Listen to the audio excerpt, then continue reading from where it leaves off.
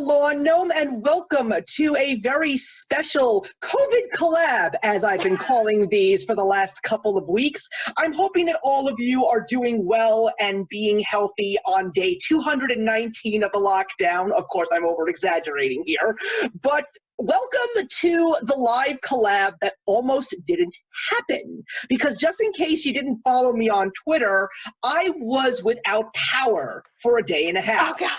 I completely forgot about that. And I was so nervous that I wasn't going to be able to get this collab done on time. And the reason why I'm so excited about it is not just because of the fact that Margaret from the Word Nerd has returned to discuss something that we have discussed before, which is superheroes. The two of us talk a lot outside of recording our own videos and content. And one of the few things that the two of us do have is a shared appreciation for DC Comics. Because, ironically, it's so funny because I'm actually in the middle of reading Marvel Comics at the moment, so I'm pretty much shooting myself in the proverbial foot right now. But before we get into that, Margaret, please introduce yourself to everybody, just in case people have never seen you before. Hello, everyone. I'm Margaret. You can find me at the channel The Word Nerd. I am and always have been a DC girl. That's not to say I don't love Marvel. Batman's been my favorite since I was 4 years old. I'm kind of set in my ways, so I don't see that changing anytime soon. Yeah, Batman was definitely where I first got myself introduced to it, thanks to the Adam West TV show, which was ironically what we talked about the last time I had you on, which was great. And, you know, getting back into comics for myself in the last couple of months has definitely been so exciting for me. But of course, we may be really big appreciators of DC, but I hate to be the bearer of bad news, but we're pretty much living in a Marvel world right now. And that's just because of the fact that the MCU has practically taken over the world of film and the way that superheroes have been perceived by the mainstream audience. Now, on a positive note, I'm happy to say that it's nice to know that things that I enjoyed were considered uncool are now the it thing. So it is kind of nice, but it's also a very challenging thing because, Margaret, you're a big member of the BookTube community, and we are firm believers in the fact that the source material is always something that we should try and go to first before we actually tackle the movies. Ooh, I'm actually kind of controversial on that. To a certain degree, as am I. But the general majority, that pretty much is. I mean, look, Lord of the Rings, the films I think are much better than the books, even though I love the books. There's a controversial thing that I could say. But when it comes to more engaging. They are definitely more engaging than the books. And I think that film and book each have a different audience, and that it's important to recognize that a book is trying to do something slightly different when it comes to storytelling than a film is trying to do, and there are limitations to both.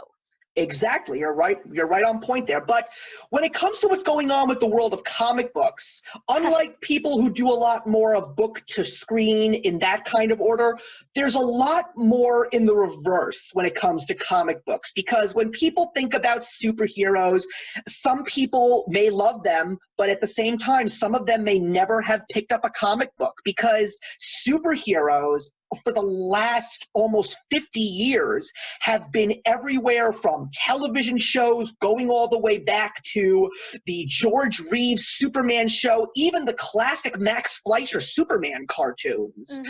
And we now have all of these great comic book movies, which the film world has actually started to take seriously, whether you think of the Bryan Singer X-Men series from the early 2000s to the Christopher Nolan Batman trilogy of the mid-2000s. So a lot of people may know these characters and love these characters, but if people really want to get a real understanding of the true meat of their development, you have to work backwards a lot more often. And not that many people are willing to do that. Well, what I like to say is the comic book movies are basically the Cliff Notes version of that superhero. I almost got in a fight with a teenager because they were trying to tell me that the movies were better than the comics. And I'm never going to say one is better than the other because I think there's a huge amount of preference that goes into that. But I think that the movies are always a great place to start. They can help you figure out who you're interested in. But I think if you really want to like dig into those stories, you have to go back to the comics, because there's Exactly. there is so much. There's a story for everyone if you look at the comics. You may not like the portrayal of, say, Tony Stark in the movies. I know he's a little bit of a controversial character. He's kind of an asshole, so sometimes I don't like him all that much either. But if you go back to the comics, there are so many good stories, and there are stories about him that I like, and there are stories about him that I don't like. Exactly. Same thing with, let's see, I'm trying to think of a DC character, but like I love so many DC characters. A lot of the Batman villains, though. I like a lot of the Batman villains a lot more in the comics, because we get to dig into them and they are interesting. Excepting the Joker, who I just hate unilaterally. Well, as I was saying, because of the fact that the MCU has gotten so big, and a lot of people, even though we're waiting for the movie theaters to open up again, we're all still very excited for Phase 4. No reason not to be, because those movies have been truly wonderful. They really are like true comic books in motion to me. But as going back into comic books recently and taking a look at a lot of the stories that I missed, I've been reading a ton of DC comics. And I really think at this point in time, you know, even though DC has been at this point in time in the world of film riding on Marvel's coattails, I think that DC is tremendously underappreciated and underrated. And I brought Margaret here today to see exactly what DC has been like, especially in the recent years when it comes to comic books, when it comes to what's been going on the big screen, of course, but also what's been going on the small screen. Because you may not know this, boys and girls, and everybody else in between, but there have been some amazing DC-oriented television shows, and we'll tackle a little bit of that over the next couple of no more than 2 hours. I've already said this, but we'll see. We talk a lot, the two of us, so we'll see where the conversation goes. So this may be a bit of a challenge, Margaret, but I'd like for you to start us off a little bit in the world of comic books. If you could go into what you think might be your 3 favorite DC stories, give people a little bit of an understanding of what they are. Ooh, okay. So, like I said earlier, I'm a Batman girl. So everything that I love about DC Comics all ties back to Batman. My favorite storylines have been the Batman Hush storyline, because Catwoman is, in fact, my favorite character in that line. Identity Crisis, which is also very heavily Batman, Catwoman focused. And then the Tom King run of Batman, the most recent one, he just gets down to Bruce Wayne's core of why he does what he does so well. And I think that is something that DC has struggled with in the past, because DC is a little bit more plot oriented. It's only been in the last 20, 30, maybe 40 years that they've started getting into characters and building the characters the way that Marvel likes to build their characters. But I love the storylines that DC puts out, because they're always so entrenched in human motive and why people do the things that they do. Yeah, I mean, I am right now, as I was holding up one of the comic books, because I had no power, I actually dove into a couple of old X-Men books that I had, and right now I'm in the middle of the Age of Apocalypse story. And I did mention to you the last time we spoke off camera that I had been reading a lot of DC comics, but I was also reading some recent X-Men stories, and one of the few things that I noticed about the X-Men stories were the dialogue was very, very extensive. And I felt that the DC stuff was more of a visual, more action-packed story, but still they gave me enough to move the story along. And it's funny because the Age of Apocalypse story really is, to me right now, it's reading like a DC comic book. There's a lot of visuals, there's good dialogue, you're not really getting, the story doesn't necessarily drag too much, but I definitely agree with you on the Tom King Batman stories, because when I decided last summer that I was going to start reading things, there were a couple of stories that I know I didn't get to read that I wanted to tackle. Besides completing 2 that I grew up with, which was the entirety of Nightfall, which is one of my personal favorite Batman stories, and the complete Death of Superman and Reign of the Supermen. Then tackling all the stories, including what led up to, I think, one of the greatest stories that Jeff Johns ever wrote, which was Green Lantern Blackest Night. it was just, I didn't know if I was going to want to tackle anything in more recent years, but hearing what so many people were saying about Rebirth and Oh. some of the stories from the controversial New 52 that technically is now playing a major role into why Rebirth is so good. I also was going into the Tom King Batman story, and now, just so you know, I Am Gotham is coming in the mail. I've ordered it. I found it all for a good price. More for me. I was so on the fence, but I definitely am excited to get them because I know that the character of Gotham Girl is going to play a major role in the series that I'm also collecting, which was the last part of Tom King's run on the new series of Batman, and that was City of Bane. Yes. And she plays a major role. But you're Huge absolutely right. I love the story of Tom King's run because it's all about Batman wondering if he wants to still remain being Batman, and all of these things that happen from the I Am Gotham story all the way to City of Bane, all these obstacles and all of this temptation that he has to literally hang up the cowl and actually lead a normal life.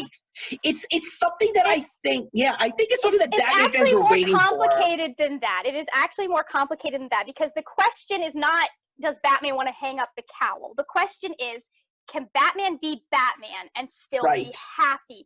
Can he try and have a normal life? Can he basically do what Clark Kent is doing right now in the comics and still have the drive to be Batman? Yeah, that's right. That was the other part. I just couldn't really get the word out, but that's why you're here for this. But it's nice to know that we actually share a commonality on that. And yeah, Identity Crisis was without a doubt one of the darkest and deepest DC stories that I ever read in my entire life. I always know that when DC has a title with the word crisis in it, that means that something good, at least for the most part, is about to happen, because a lot of people have not really been saying great things about Heroes in Crisis, unfortunately. But as someone who has read Crisis on Infinite Earths, which is a brilliant story, of course, Identity Crisis was just something completely different because it really explored the humanity of a superhero, actually seeing the life of the superhero behind the mask. Because while superheroes may in fact be the people that try to find justice, whether they are crime fighters that are loved by the public and the government, or vigilantes like Batman and Green Arrow, these are still people. These are people that have relationships. These are people that have kids, and they put on that mask to make sure that those people who they truly love and care for are safe. Well, Identity Crisis tells you, well, what happens when someone that a superhero cares about is not safe and something bad happens to said person? What does that actually do to the superhero? That is something that we don't see often in comic books. On the Marvel side, that's the reason why Spider-Man is so loved by so many people, because all of the writers that Spider-Man have been given over the years not just want to show a superhero being a superhero, but a superhero that's trying to balance his life as a kid. That's what was such a relatable thing to Spider-Man in Marvel Comics, and that's why he's been so successful. And that is one of the reasons why Peter Parker is my favorite in the Marvel comic line, that and his sense of humor. I wanted to circle back just real quick to Age of Apocalypse, because you mentioned that it felt like a DC story. It has on the writing team Scott Lobdell, I believe, and also Jeff Loeb, who are big DC writers. Like, Jeff Loeb is the writer behind Hush, which is my all-time favorite DC story. So I think that, I don't know a lot of the other names. Mark Waid, I think, has done some stuff for DC. Yes. But if Jeff Loeb is invested in anything, it's definitely going to have that feel to it. So I just wanted to point that out. That was interesting. I love watching and seeing crossover, especially you see it between artists these days. Yeah, Yeah, I think what I also really like is, especially because of the fact that, we'll get into this a little bit later, but because of the fact that I've been owning all of those DC animated films, and I'm Mm-hmm. actually seeing the names of the people who were part of the original source material. I was starting to know all these names. So it's like, even when I go back into, like, I bought myself some old X-Men comics from the 1980s. Believe it or not, I managed to find myself a copy of the first appearance of Mr. Sinister. And then I took a look at the artist of the comic, and it's Mark Silvestri. Well, when I was growing up, I knew Mark Silvestri was the guy who drew Witchblade, and that was like one of the most popular comics when I was a kid. But knowing that all of these great writers and great artists got started in Marvel and DC, you know, as you agree, yeah, Jeff Loeb, I mean, he's responsible for the Batman Superman series, which is Yes. also like Oh, a that fun was such a good story. series. Yeah, I also love That the was such a good artistry on series. that, because it's like muscle on muscle. It's just such an interesting way to draw those characters. But unfortunately, Hush is a story that I have not read yet, because I'm trying to get my hands on the original comics. I know they're a bit on the pricey side, but I know for a solid fact that I'm going to get them. But what is it, besides the fact that you are such a Catwoman fan, what is it about Hush that you and so many people love? I mean, I know I'm going to love this story, but what is it about Hush? Well, you know me. I am a huge, huge shipper. So that was the first time, like, Hush was the first time that I realized that, like, this Batman Catwoman idea that I'd had since I was a kid was actually a solid thing.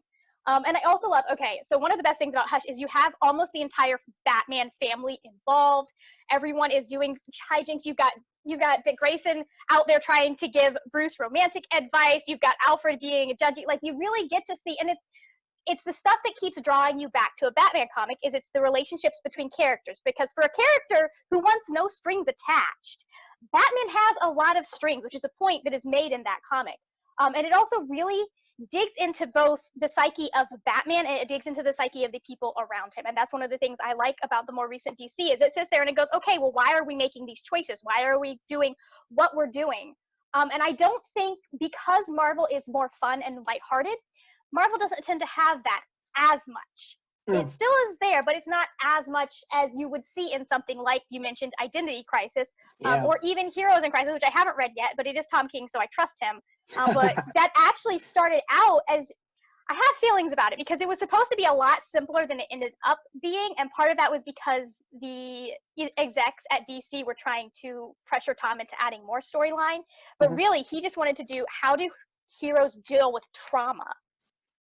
Like, literally sitting down, like, how do they deal with trauma? It's not like, oh, we'll throw in a line here or there. That's the entire story, or was the entire basic of the idea, was dealing with PTSD. And I'm not in the Marvel world as much, but I haven't seen Marvel do that. Yeah, So. you're absolutely right. I've always said to a lot of people in recent years that when it comes to taking a look at DC and Marvel side by side, DC seems to have more of a grounded, more adult-oriented story grouping that really brings in more mature fans. Marvel, on the other hand, really grabs onto the fantasy and the innocence aspect. I mean, I always say to people, take a look at the three most popular DC characters. Clearly, it's Superman, Batman, Wonder Woman, the Holy Trinity, as they call them. And then when you take a look at the Marvel world, although I may say at this point in time it might have changed at this point in time because of all the characters that the average public and average moviegoer has now been exposed to, I'm pretty sure at this point in time, thanks to the MCU, there are a lot more Captain America fans now than there were 20 years ago. But I thank Marvel for doing that, because Captain America deserves to be relevant. But you take a look at the three most popular Marvel heroes, and it is Spider-Man, the Hulk, and most likely Wolverine. And then, why wouldn't it be Wolverine? Wolverine is one of their best characters. Exactly. And then you take a look at their origin stories. Yeah. Take a look at the fact that there's a lot more science and fantasy roped into the stories of those three Marvel heroes. But when you take a look at the three DC heroes, they don't necessarily have powers. I mean, Wonder Woman's an Amazon princess. Batman is a vigilante, And the only reason why Superman has powers is because he's an alien that absorbs energy from yellow sunlight. So there's Wonder Woman has powers. She has all the powers of the gods. and and it depends on which version you're reading, because some of them she has the powers because she has specific items, and some of them she has the powers because it's inherently in her. But she is stronger, faster, all of that than both Bruce and Clark. If they were to, like, if we were to even the playing field, and he was not from Krypton, like, she is naturally stronger than the average human. Not that Clark is human. Well, actually, I read a comic book where I personally believe that Wonder Woman is much stronger than Superman, because when I was reading all of the events that led up to Blackest Night, there was a point in time during the Infinite Crisis tie-ins, because after Heroes in Crisis comes Infinite Crisis, which plays a major role in where Blackest Night went. And it played a major role in a lot of DC storylines. Like, Infinite Crisis happened, and it just splintered so many things. Like, you have an entire thing where Batman's gotten paranoid. He's having issues with everyone else. He won't talk to Diana because she killed Maxwell Lord. Yep. It had so many repercussions in DC, and they did it so well. Yes, and you mentioned the exact issue what I was about to talk to. She was going toe-to-toe with Superman, and clearly she could have beaten him if she just didn't show him mercy because she was a friend of his. Because you take a look at what she did to Maxwell Lord, I'm pretty sure that if she really felt that she had to, she would have done the exact same thing to Clark if she had the power. I'm pretty sure she would have. True. I remember that one mostly because I was frustrated with Bruce for being stubborn. I'm like, this dude literally has control of one of the most powerful people on Earth, and you have no way for him to live. But in their world, it's real, and murder is wrong. And I'm like, he's a fictional character. I really don't care. He's a bad guy. Let him die. Yeah, but that was unfortunately one of the events that led to the Infinite Crisis and that whole confrontation with Superboy Prime, which is also a crazy story in itself. Yeah, that and the mind wipe of Batman. Yes, it was between that and the fact that Zatanna had screwed with Batman's mind, and you see that storyline playing out over a year later in some of the Catwoman comics, because Catwoman actually contacts Zatanna to have her wipe her memory again. And yeah, that was one of the best things. She's like, she was so mad that Zatanna had done that the first time, and then she's like going back and like, hey, I need your help with this. Yeah, because it started, that whole thing with Batman starts in Identity Crisis, and then it goes to the JLA Crisis of Conscience storyline, which ends up where the Martian Manhunters like all of a sudden disappeared and the Watchtower blows up. It was just those little dominoes that led to where the War of Light went, which is why I think that Jeff Johns and Peter Tomasi and all these other guys that were just involved in this, guys, girls, everybody that was involved. There were so many great minds in those rooms just putting these ideas together. And the fact that they got all of these stories and all of these different comic books and how they beautifully interwove them into each other. I mean, the only person who really managed to do that successfully in Marvel before that, I think, might have been Chris Claremont, who was doing all those great X-Men crossovers, you know, from The Mutant Massacre, Fall of the Mutants, Inferno, Extinction Agenda, all those great ones. I think it was really after the Age of Apocalypse in Marvel, it was the Onslaught saga that really did a great job in terms of making an excellent Marvel crossover. But you did mention a couple of other names, specifically Mark Waid, and that's where one of my personal favorites, and you also mentioned Heroes with PSD, Kingdom Come. That is a I haven't beautiful read that one story. Yet to shock everyone, but I really do want to read it. It sounds so good. I think what's kind of funny is the fact that when I was 14 years old, that was when those books came out and I bought them. I never in my and the only reason why I bought them was because I am a huge fan of Alex Ross. He's a beautiful artist. He's one of my one of my idols. I have books of his artwork, DC and Marvel alike. But and of course, you know, his work on the 4-part story Marvels is beautiful as well. I highly recommend that outside of DC, but Kingdom Come was just a story of the DC heroes just going off into retirement and realizing that they have to come back years later because everything has gone wrong. There's a whole new breed of superheroes that don't care about the greater good. They only care about their own personal selves. You know, it's kind of funny. There are all these... that sounds like the generational thing all over again, because every generation you have the older generation getting pissed at the younger generation for not caring, and that's an interesting one to explore, because I feel like that's been going on since, what was it? I think like Socrates or Plato was the first person that really sat down and said, like, this whole generational battle thing is stupid. Yeah, but it's such an amazing story, and the twist at the end just gets you. It's just so amazing to see how it all ends. It's definitely a story that I need to reread. It's been a while, but I'm just so invested in so many other things right now. You don't understand. When I came home, my wife and I were actually out for a little drive charging our phones yesterday. And when we came home, not only did we get our power back, but there were 7 packages waiting in our front door. One of them was for my wife. The rest of them were for me. They were all comic books. And they were all Rebirth and New 52 stuff that I'm going to be reading. I picked up Dark Side War because I know that that's relevant to a couple of stories that are happening right now. I got Superman Reborn, which I cannot wait to read. Everything that I'm hearing about the Superman Rebirth is just such a trip to me. It's just such a great idea, you know? Superman Rebirth has Tiny Jonathan Kent, who is one of the pure, like he is on Dick Grayson levels of the purest character in comic books. Like he will be the new Dick Grayson. Not that we will replace the old one, but he will be the one that like everyone loves, because you can't not love him. Yeah, and I think what's also really what makes me happy is the fact that reading all of these great stories, I finally was picking up some comic books that I never read before in terms of specific characters, because when I was growing up, I had so many more Marvel comics. I was heavily into Spider-Man and X-Men, and when it came to DC, it was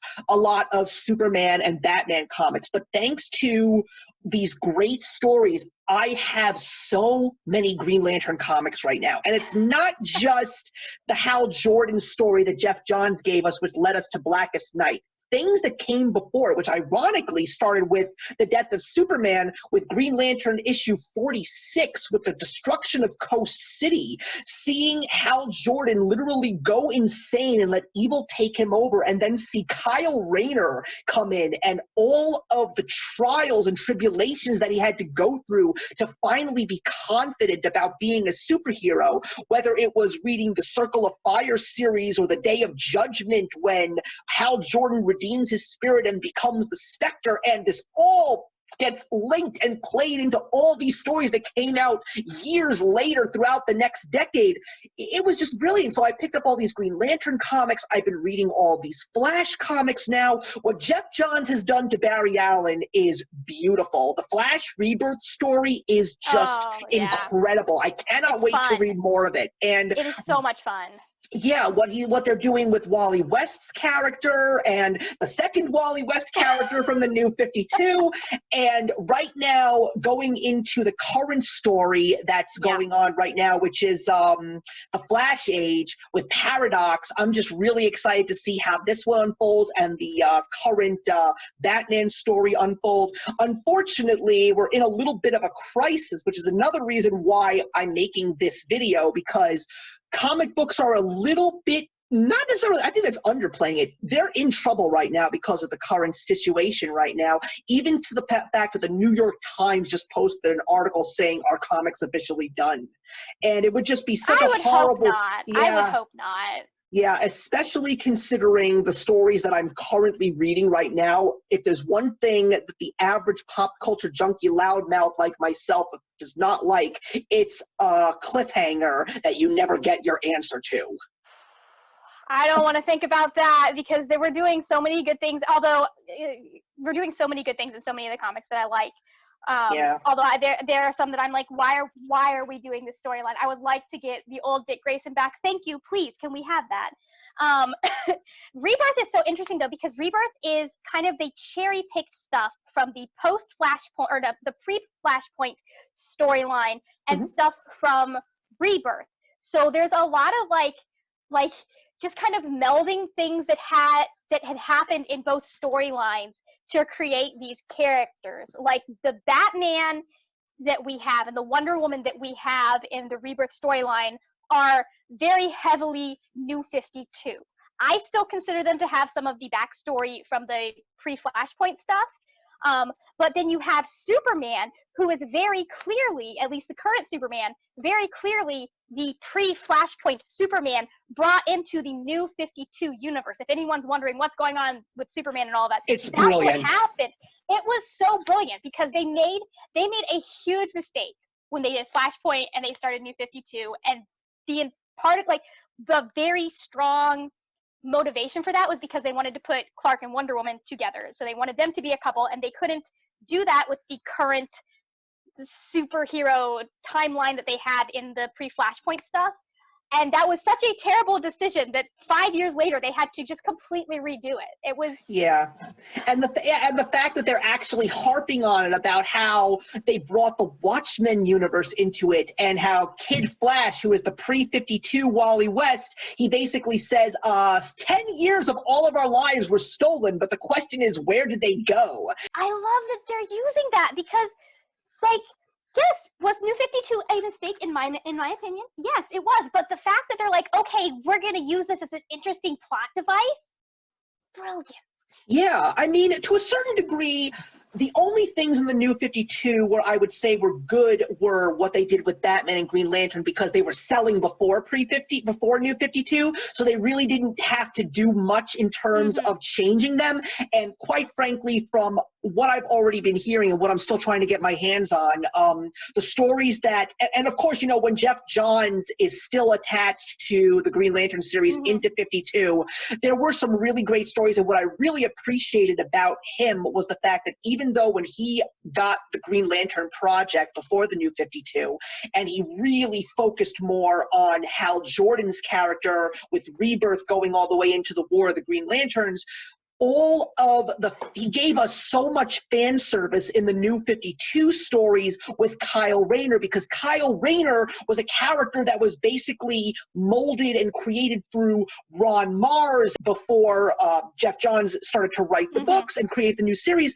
So the fact that he really had a place for Kyle Rayner in the New 52 and gave us great stories like The Wrath of the First Lantern, Lights Out, and of course The Rise of the Third Army, it was just nice to see that he actually did give the fans a little something more rather than just focusing on Hal Jordan. And then with Scott Snyder, you know, a lot of people, I still have not gotten my hands on these, but people say that Court of Owls is incredible. And the two stories that do involve the Joker, which are Death of the Family and Endgame, they say really good things about those as well. But you're absolutely right about a lot of the other stuff. I know for a solid fact that Superman was not received well in 52, but because of the fact that they made Superman, Lois and Clark, and The Last Days of Superman, and what they're doing now with Rebirth, it's just nice to know that they noticed their mistake, but they managed to create something positive out of said mistake. And that's where I really appreciate DC.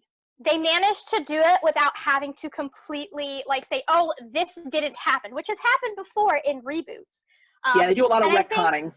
Yeah, a lot of retconning. I think one of the things that is really an issue with comics, and it's been an issue with comics since around the time they were doing House of M. Was House of M first or was Civil War? House of M actually was first. Okay, then it was because around the time they were doing House of M and Civil War, comics, Marvel and DC started to notice that these big events were making a lot of money because people were buying all of the issues. And so part of the reason, and it plays into, it worked then, but they've been doing it for so long that it's been creating issues because comics is so event focused. If you think about just the most recent issue, or the most recent run of Batman, we have so many events. We have City of Bane.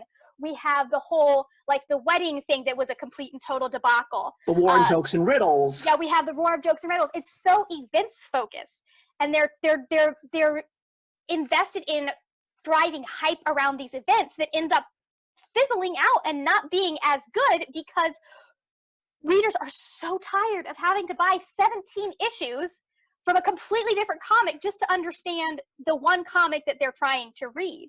Yeah. It's a cash grab type situation.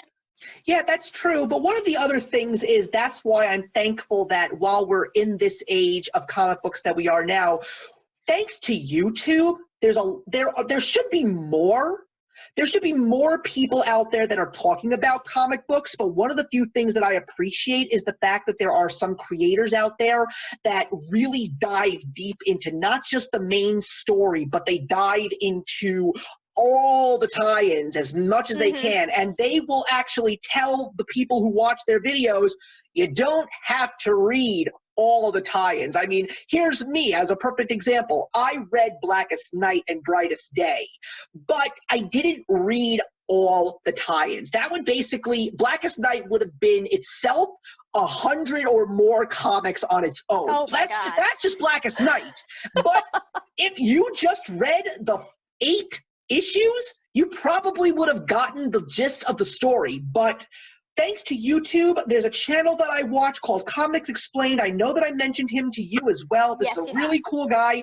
He specifically focused on the main story of Blackest Night, but also focused on the Green Lantern and Green Lantern Corps tie-ins. Because he said those are the parts of the tie-ins that really play well into Blackest Night. And he wasn't wrong, because just reading the Green Lantern and Green Lantern Corps tie-ins along with the main 8 issues, I felt like I read a much more complete story. And the same thing with Brightest Day.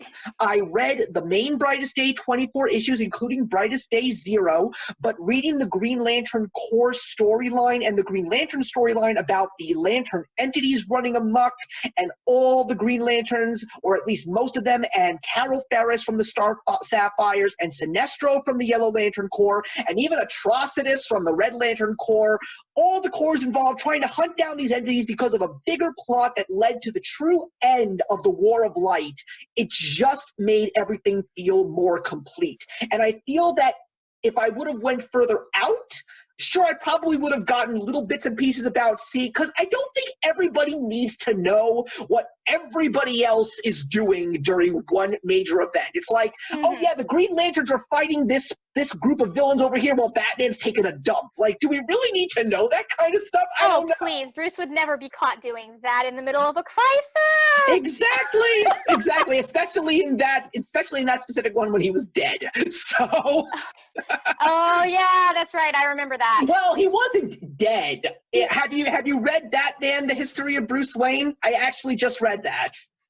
I don't know that I've read that one, but I do remember the point where he was dead, with air quotes, because he was not actually, he was like, Superman was dead, like he was not actually dead. And I was, that's one of the storylines that drew me back into DC in the early 2010s.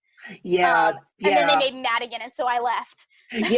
Grant Morrison, obviously, he wrote the story that we're talking about. That was Final Crisis. He's also hit or miss for many. Some people like him, some people don't. I like him. I actually haven't read All-Star Superman yet, but I plan to, because it's one of my favorite animated films that DC and Warner has given us. But I highly recommend reading Batman, The History of Bruce Wayne, because it pretty much shows us how Batman got back. And I thought it was a pretty interesting story. I really did appreciate that. That sounds like Bruce Wayne: The Road Home, because it's 6 issues of Batman through various parts in history as he's trying to make his way back to the present. Yeah, that's what it is. And I have all 6. I have the original 6 issues of that. Yeah, it's just called I guess it has a different name. I didn't know. Yeah. Anyways, where was I gonna go? Oh, I was gonna say, like, it's funny with Grant Morrison, and like even Tom King has had some storylines that I missed, but just because someone has storylines that you like doesn't mean that they're always going to be storylines that you like. And just because someone has storylines that you don't like doesn't mean they're always going to be, can't write a good storyline every now and then. Yeah. But I guess what we're trying to say here before we move on to the next medium is the fact that you guys need to understand the comics really are some incredible stuff. I mean, especially considering the fact that we have a massive booktube community. I mean, I still remember this whole community in its infancy. And the fact that we're now actually seeing some people doing some videos about graphic novels and comic books, because one of the things that I am seeing abundantly now is so many creators reaching out saying, I've never read comics, I want to read comics, I just don't know where to start. Now, clearly, based on the conversation that you and I have just had, these are definitely interesting places to start, but I don't know if they are the best places to start. I think the best place to start, if you're trying to start in comics, and I have a whole other thing that I'm going to be doing, but the best place to start with comics is to start with one title. I would say start with something like, depending on which one you want, like Avengers or the Justice League comics. Start at the beginning of an arc. You want to find out where the beginning of the arc is, because all of those stories, you might have references to things that have happened before, but everything that is important in the story is going to be with, or should be within, that arc. And then from there, you figure out, and it takes some research, but from there you do figure out, okay, I like these characters, I want to know more about them, and then you can go into Wikipedia, you can go to sites like Comics Explained, and you can be like, okay, well, I want to know more about these characters, so what are other good storylines with them? I think that Rebirth for DC, I don't have a point of reference for Marvel yet, because I still need to figure that out, but for DC, the Rebirth line is a fantastic place to start with any of the characters, because it's basically a clean slate, and anything that you don't know that you need to know, they are also having to figure out at the same time. Right. I would probably say, obviously you got to stick your big toe in the water and test it out to see if you like it. So normally when it comes to a story that I would tell people to read first, I always say go for Frank Miller's The Dark Knight Returns, just so you can see, just like, because again, you just need to know who Batman is. That's a hard one, though, because not everyone likes The Dark Knight Returns. That one is definitely one that's a hit or miss type story. That, to a certain degree, I'm not going to say I disagree or agree, but the reason why I appreciate it is just because of the fact that it is a story that really does stand out on its own. Granted, it is darker than most Batman stories out there, but I would definitely not suggest something like Arkham Asylum or The Killing Joke, because that's just darker. No. I would suggest, if you want to start with Batman, and you want to start with older Batman, I would suggest The Long Halloween, because that's a good one too. That is the most classic Batman origin story that you can come up with in recent history. Yeah. And I feel like a lot of Batman origin stories take their inspiration from that particular comic. Right. And honestly, when it comes to Marvel, I will basically tell people where I got started, because the best part about Marvel, as far as stories that stand alone, definitely go with an X-Men story from the 80s or the 90s. Go and read the Dark Phoenix Saga, or go read Days of Future Past. Anything written by this name, Chris Claremont. Find a trade paperback. If you can find the original issues, they're not that hard to find, everybody. There are so many online and physical comic stores that sell back issues, and believe me, they will sell them to you. They will sell you the graphic novel depictions of these comic books. But yeah, I would say anything that was written by Chris Claremont in terms of X-Men from the late 1970s to the mid 1990s. That's the Dark Phoenix Saga, Days of Future Past, Mutant Massacre, The Fall of the Mutants, Inferno, Executioner's Song, Extinction Agenda, and he didn't write Fatal Attractions, but I would highly recommend Fatal Attractions as well, because that was also a very, very good story. This was like the big comeback for Magneto being truly evil, and you really, because The thing I like about X-Men is the fact that they really do harp on the humanity of those characters. Yeah. I wish that more Marvel books would do something like that, you know? Yeah. I wish that they would stop acting like mutants are a completely separate species from normal humans. But that's a whole different story. Yeah. But one other thing that I can say, if you want to get into Marvel, is if there are storylines in the movies that you like, check those out, because almost all of those have some sort of comic book basis. Yes. Like we mentioned Civil War multiple times. Civil War was a huge I'm pretty sure it took more than a year to get through that event. There were over 150 issues. Yeah. It's a lot. And that story is very different from the movie. I will say that. It's brilliant. I think it's beautiful. Yeah, but, they did a good job of translating it to the movie and translating that to the specific MCU universe that they had. Yeah. But yeah, it is very different. And Heck, Tony is more of a dick in the movie. I mean, heck, for crying out loud, it's not that hard to find a graphic novel of the original Infinity Gauntlet. You can get the Infinity Gauntlet, Infinity War, and Infinity Crusade. It's very similar, just understand that there are more characters. And and the thing that you're going to love about it, when you read the source material of the Infinity Saga itself, you're going to read it and you're going to look at all these characters and say, God damn, I wish Marvel had all these characters then, because it just would have been so cool to see Spider-Man and the X-Men and the Fantastic Four in the Infinity War fighting Thanos. People would have just been so much more excited for that, I think. Not that they weren't bad movies, but anyway, now let's move on to the small screen, because I think that that is a thing that a lot of people have forgotten in regards to DC's strength. And maybe that's just because of the fact that we've reached a point in the world of entertainment where people are not sitting around in their pajamas eating breakfast cereal on Saturday mornings watching cartoons anymore. Unfortunately, those days are in the past, even though those were glorious times. But I miss those times. Yeah, it's interesting that you mentioned the small screen, because I think there are definite parallels between what Marvel is doing on the big screen and what DC has done on the small screen.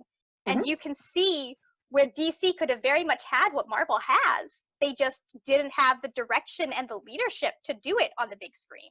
Yeah, because clearly when it comes to Margaret and myself, when we talk about one of the biggest names that truly was impactful in the world of DC, it's Bruce Timm. Bruce Timm is the reason that I am into Batman, because the animated series was my childhood. Yeah, and the funny thing is, you know, when I was growing up, you know, let's say that the lawn gnome was probably smaller than a gnome at that time. Let's say maybe he was 5 or 6 or whatnot. But one of the few things that I specifically remember is when I was a little boy, when it came to superheroes that I knew, I would always mention DC characters. Superman, Batman, Wonder Woman, The Flash. Okay, maybe I would throw Spider-Man out there in a blue moon. But why was that?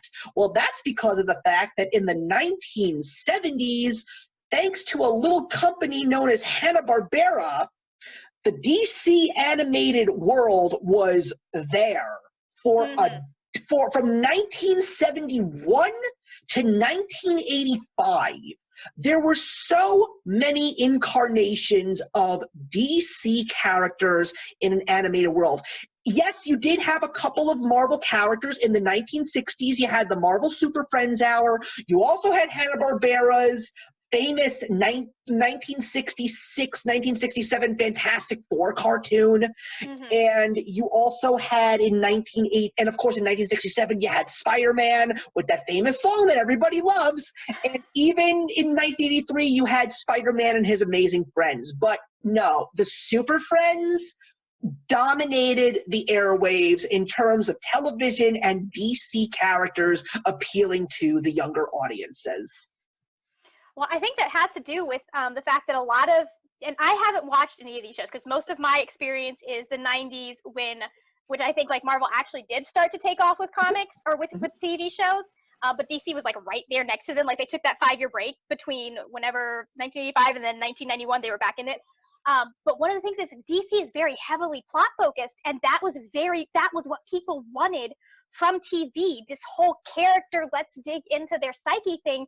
That's a recent phenomenon, and you see that in all kinds of television shows that I can't remember the specific terms for it anymore, but it's discussed in a lot of television shows that TV has not necessarily caught up to the fact that we don't want to just zoom through events. The watchers don't want to, they want to actually sit with the characters, and they want to see the fallout, and they want to see these arguments happen. And that's a relatively new phenomenon. Only in the last couple of decades that's been happening. Yeah, I think that's part of why DC was so popular, because their storylines are so good. Yes, because one of the few things that was great, because in 1991, 92, that was when Batman the Animated Series first came out, and they really wanted to do something different, and that's Alan Burnett. Lauren Montgomery joined a couple years later, along with Dwayne McDuffie, who gave me some of my favorite stories, Paul Dini, and of course Bruce Timm. They set out to make this animated show with a lot of goals that had never been tackled in television before. Number one, they animated on a black palette, which was something that was never done because they really wanted to focus on the shadows. And let me tell you, this show comes out during the height of Teenage Mutant Ninja Turtles. So if you want to talk about a true contrast between light and dark, you've got it. And that, and the fact that they wanted to make each and every episode feel like it was cinematic, feel like it was its own little movie. And not just that, the goddess that she was for all those years, Andrea Romano, getting all of those famous actors to voice some of these characters, along with giving us great character actors like Kevin Conroy, who is now Batman to everybody in this world who knows him.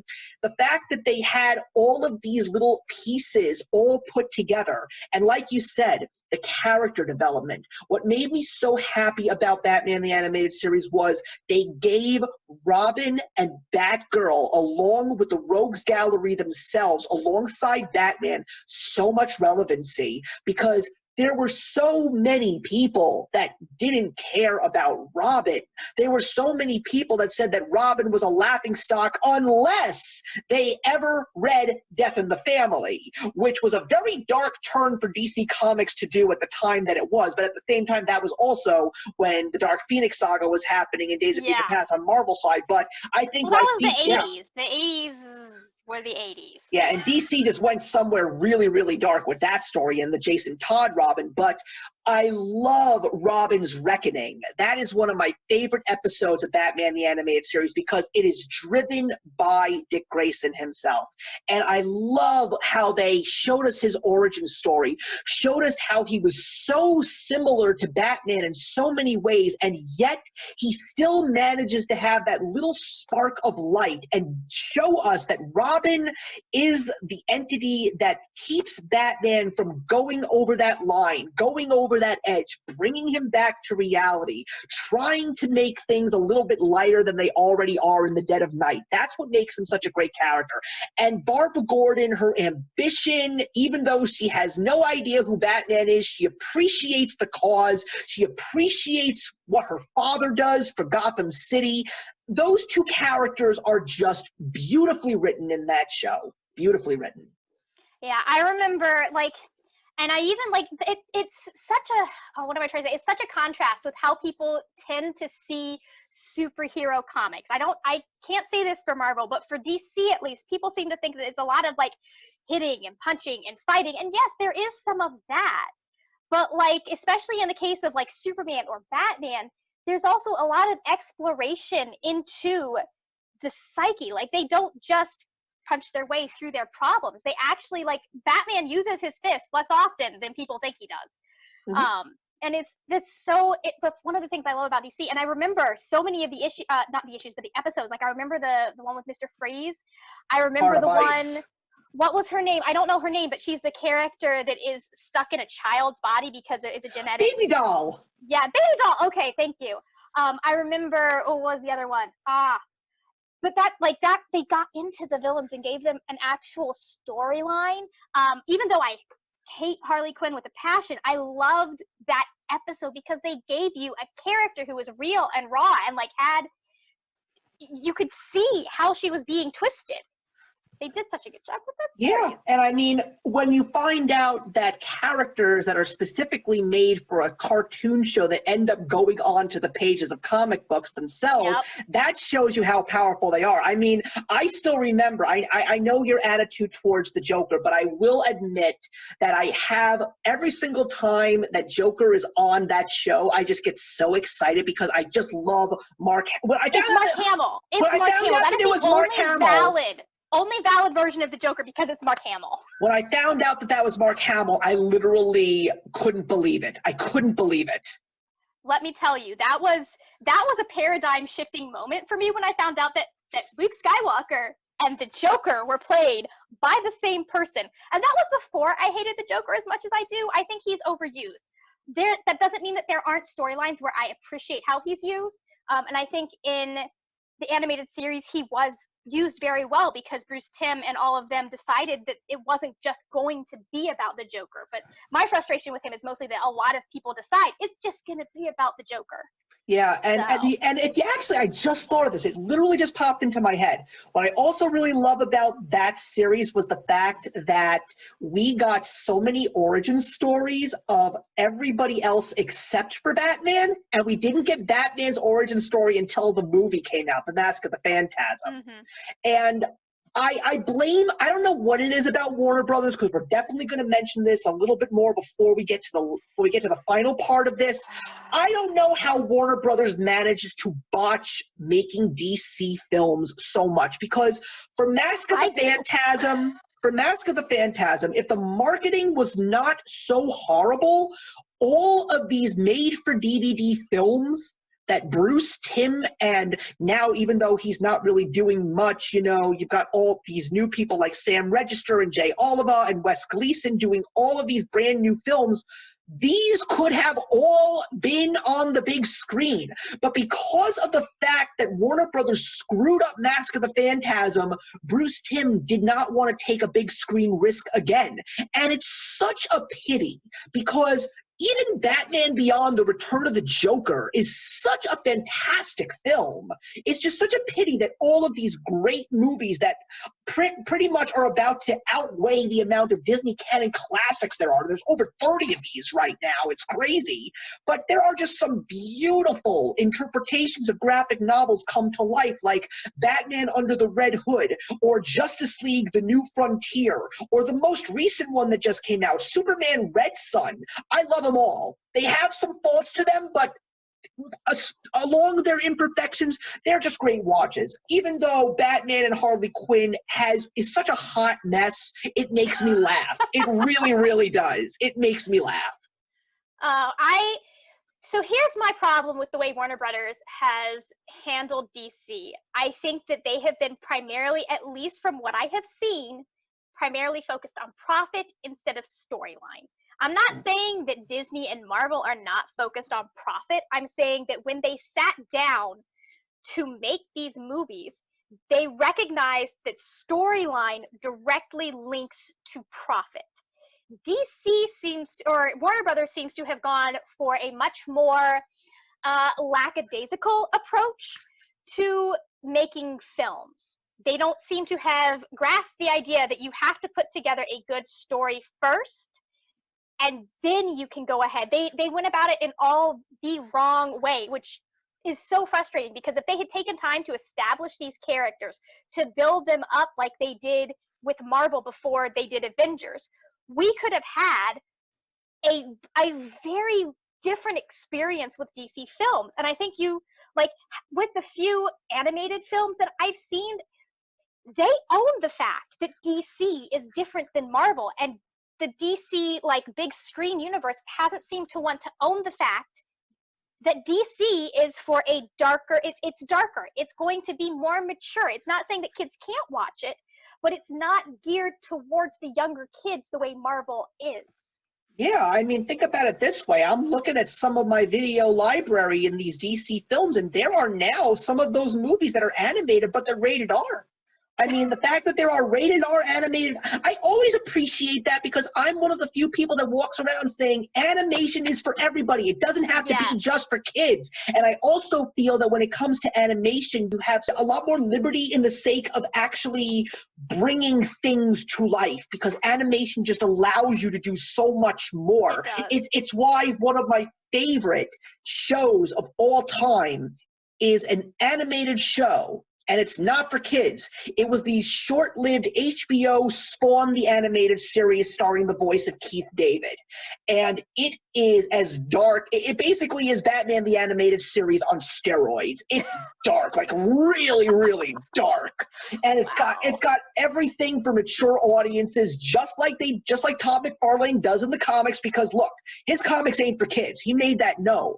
But I just wish that people would understand that just because of the fact that it's an animated movie, it doesn't mean that kids have to have it. It doesn't have to be for kids, especially considering the fact that you and I come from generations that grew up with cartoons. And that's one of the few things that I appreciate about Bruce Timm. He took those fans and had his work grow with his fans. And that is why, even though X-Men the Animated Series and Spider-Man the Animated Series and the short-lived Iron Man and Fantastic Four the Animated Series are good, because I really appreciate they bring a lot of the characters from the comic books into the shows, which is something that I always appreciate. There's just that line that they see that they just know that if they crossed it, they would lose the youth and they would lose the young audiences. But when you take a look They'd lose their parents is what would happen. They would lose the parents, because I know my mother was very strict about what I watched back then. So for some reason, Iron Man and Fantastic Four were okay and X-Men was not. I don't know what it was. I mean, as someone who just rewatched the entire series, it was definitely character driven, and they definitely took a couple of mature factors from the comic stories themselves, but they still made it a thing that was friendly enough for kids. You know, they still managed not to cross that line. But when you take a look at the shows that came out with Bruce Timm, like Superman the Animated Series, which I think more people need to watch, it's so underappreciated. It's so good. I love it. Good. Especially the third season when the fourth world comes into the stories, like Little Girl Lost, or I Am the last Legacy, I think it was called, or whatever it was, the last 2 episodes of Superman the Animated Series, which were extremely dark. I think that was the first time that I ever actually saw death on a children's television show. Through Superman the Animated Series. And then, of course, Justice League and Justice League Unlimited, since those were on Cartoon Network, but they were on at night. So clearly they were trying to get... Yeah, because that whole Cadmus storyline with JLU is probably one of the greatest stories I've ever seen in comic book television shows. It's beautiful, especially that season finale epilogue. Beautiful. Yeah. Well, I think it's important to point out that you can go dark without going to the R rating. Like, look at Man of Steel. Man of Steel was an amazing movie and an amazing study of Clark Kent as a character. And the thing about, like, how I think that that's where you started to see Warner Brothers mishandle things. Because when Marvel got criticism about their movies were this or their movies were that, they still were like, hey, it's a comic book movie. This is what a comic book movie is. And DC, I never saw that kind of attitude from DC. You just kept hearing about them trying to change things so that it was more appealing to the Marvel fans. Don't appeal to the Marvel fans. You got to appeal to the DC fans first. Like, you go to a DC movie because you want to see Clark Kent dealing with his inner demons. You go to a Marvel movie because you want to see Captain America punch something. I'm sorry. That was very condescending towards Marvel fans and Captain America fans, which is one. But like, Marvel is much more like up and peppy and like, we're going to be fast paced and this is what's going to happen. DC isn't like DC isn't like that as much, if Yeah. that makes sense. I see where you're going, and we'll definitely elaborate on that a little bit more, but we also have to acknowledge the fact that outside of the animated stuff in regards to DC, DC is also, even though I have my issues with the Greg Berlanti Arrowverse, DC is killing it on the CW. They are really doing well on that, and I think they're doing better than Marvel is doing, partly because Marvel went with Netflix, and Netflix isn't all that invested in doing series past season 2. They've had some success with their series, but you don't see them taking over the TV show the way that DC has with that Arrowverse. It's also just because of the fact that, unlike DC, Marvel doesn't seem to really use the most popular heroes because they sort of want to save the big heroes for the big screen. And also because of the fact that some of those said heroes didn't end up doing well in the world of film. The case in point, The Punisher and Ghost Rider. Now, don't get me wrong, Nicolas Cage was dying to be a superhero, and thank God he got that chance later on with Kick-Ass and Into the Spider-Verse as Spider-Man Noir, which was the highlight of that film for me, because Nicolas Cage is awesome as a superhero. But Daredevil, you see, here's the thing. Did I get upset about Ben Affleck playing Matt Murdock in the 2003 film? Not necessarily. The problem with that movie was bad writing. It was just a bad movie altogether. The cast was great. It could have been something special, but it just didn't work. But when it comes to the Marvel television shows, you know, even Agents of S.H.I.E.L.D. I give a little bit of props to because they play hand in hand with the MCU, as do the Netflix shows. But I also appreciated the fact that they did bring in some characters like Deathlock. Like, how many mainstream moviegoers or television watchers would even know who Deathlock was? I knew Deathlock from the comic books. But, you know, I really liked what they did with Daredevil. I think getting Charlie Cox to play him was such a great thing. I mean, it was great to see Fulton from the Mighty Ducks on television again. That was pretty cool. Just to see Elvin Henson get a massive role. So happy. And I also did like Vincent D'Onofrio as Kingpin. I loved him as that character. But Kingpin. But I mean, you know, Jessica Jones, Iron Fist, Luke Cage, if they know the characters, they'll go and see it. That's why they gave us Daredevil first. And the only reason why I think that the CW shows are great is because of the fact that they're trying to really appeal to the teenage audience, and they're using the names that people know. Like Green Arrow, more people are going to know who Green Arrow is next to Iron Fist. More people are going to know who the Flash is to, let's say, one of the characters that's going to be on Disney Plus, Moon Knight.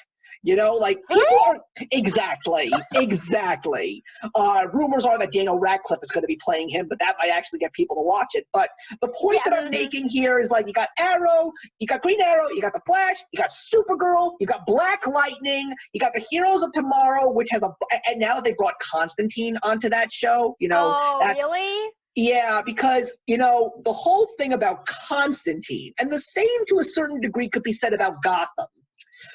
The whole thing about Constantine was, I knew from the minute I found out that that show was going to be on NBC, I already said that show is going to bomb, because that audience is, the audience for Constantine is not NBC. If you wanted that show to be successful, you should have put it on the CW or you should have put it on Fox. That was because that's where those audiences are. Because when you think about Fox and you think about science fiction and fantasy, you think X-Files, you know? Matt Ryan, that character, the fact that he is now on Legends of Tomorrow, still playing Constantine, the fact that whenever Constantine is animated, Matt Ryan comes back to play this character, that just makes me so happy. The fact that he basically became like another Kevin Conroy, you know, like he has to play that role. But my issue with the shows that are live action is the fact that they appeal to the teenage audience. They really focus more on relationships and angst and not so much on the comics. I mean, don't get me wrong. There's a lot of fan service. I mean, the fact that John Wesley Shipp is on the Flash show because he was playing the Flash in the short-lived 1990s Flash TV show. The fact that they got Mark Hamill back to play the Trickster. You know, there's fan service. That episode, oh my goodness. Like, I literally paused that episode, went and got my mother and pulled her in. I was like, do you know who this is? Do you know? And she was like, who is it? I was like, it was Mark Hamill. It's funny that, like, it's so funny with the CW or with DC and Warner Bros. And the CW. I wish they would get past this whole Batman can't be on the small screen thing that they have. Because I know I've talked with you about this, but I don't know if your viewers know. Arrow, they originally approached DC to have Arrow, following the success of Smallville, they were going to have it be Batman. They were going to have it basically be what Gotham tried to be and then wasn't able to be because they couldn't get to Batman. And Warner Brothers said no, so they said, okay, well, let's take Oliver Queen and basically make him Bruce Wayne. So. Yeah, and you know something, I didn't really watch much Gotham, but I did appreciate what they did in the whole show. I mean, look, it was so good. I like Cameron Monaghan. I think him playing Jerome Valeska, he was beautiful because I know him from Shameless. And he's also lent his voice to some of the DC animated films, which even makes me happier. But I love that he was part of it. I liked the fact that they did a couple of changes for the sake of the television show, like the fact that Edward Nygma worked at the Gotham PD as the forensics guy. What a stroke of genius. Brilliant interpretation. They did such a good job interpreting these characters as they would have been when Bruce was a child. Were there issues with the show? Yes, but like they still did such a great job of creating Gotham 10 to 20 years before the normal audience knows that. Yeah. It just baffles me that you have a show where we are in Gotham, we have Bruce Wayne, we have all of these characters, and even to the very end of the show, they won't let you see Batman. It boggles my mind. We've had Superman on the small screen. We've had Wonder Woman on the small screen. What is going on? Why have we suddenly decided that he has to stay in the 1960s? I mean, heck, we even have Shazam on the small screen for a little bit of time as well. We even had Spider-Man as a live-action show. I don't even know if you knew that. I did not know that, no. It was on for, I think, 2 or 3 years in the late 1970s. And when I tell you who played Peter Parker, it's going to flip your lid. It was the boy who played Kurt in The Sound of Music. What? Yep. When I was doing my Gnome docs for the cinematic multiverse of Marvel, I found that out. I was like, you gotta be kidding me. Oh my gosh, this looks like a mess. I love it. I'm looking it up right now. I love it. Yeah, but it existed. It's crazy. I mean, we also completely forgot to mention that there was a live-action Hulk television show, and that was very successful. You know, was it? Oh yeah, I remember.